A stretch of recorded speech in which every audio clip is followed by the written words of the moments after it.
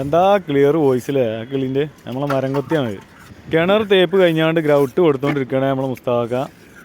റഫാക്കിയാണ് തേച്ചിട്ടുള്ളത് കേട്ടോ. റഫാക്കി തേച്ചുകൊണ്ട് ഗ്രൗട്ടൊക്കെ കൊടുത്ത് നമ്മൾ സെറ്റപ്പ് ആക്കാനുള്ള പണിയിലാണ്. നമ്മൾ കുറച്ച് മുമ്പ് പടവ് ചെയ്തിട്ട് കിണറിനായിട്ടത് അത് തേക്കാൻ വേണ്ടിയിട്ട് മുസ്താഫാക്കാനാണ് കൊണ്ടുവന്നിരിക്കുകയാണ്.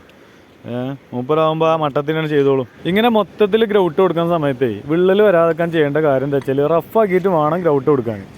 ചട്ടകം പിടിച്ച് ലെവൽ ഫിനിഷിങ് ആക്കിയതിന് ശേഷം കൊടുത്തിട്ടുണ്ടെങ്കിൽ എന്തായാലും വിള്ളൽ വരും. അങ്ങനെ ഗ്രൗട്ടൊക്കെ കൊടുത്ത് ഒന്ന് ചട്ടകൊക്കെ പിടിച്ച് ലെവലാക്കിയതിന് ശേഷം ലാസ്റ്റ് എന്ത് ചെയ്യുക, അതിൻ്റെ 2 കോർണർ പോയി കുറച്ച് ഷാർപ്പ് കയറും. അത് പോകാനും വേണ്ടിയിട്ട് കനം കുറഞ്ഞൊരു കോട്ടൺ എടുക്കുക. അതുകൊണ്ട് ജസ്റ്റ് ഒന്ന് വെല്ല ഒന്ന് തുടച്ചു കൊടുത്തിട്ടുണ്ടെങ്കിൽ അത് വൃത്തിക്ക് നല്ല സ്ട്രോങ് ആയിട്ട് അവിടെ നിന്നോളും. അതിൻ്റെ അവസാന ഘട്ടം മിനുക്ക് പണിയിലാണ് നമ്മൾ മുസ്താഫ. ഏകദേശം കിണറിൻ്റെ തേപ്പും കാര്യങ്ങളൊക്കെ കഴിഞ്ഞു. തൊട്ടപ്പുറത്ത് തന്നെ നോക്കി അമീനും ചോട്ടൊക്കെ ഉണ്ട് ഇവിടെ. ഞങ്ങൾ എല്ലാവരും കൂടി ഇന്ന് ഒരുമിച്ച് തരികട പരിപാടിയായിട്ട് ഇങ്ങനെ പോയിക്കൊണ്ടിരിക്കുകയാണ്.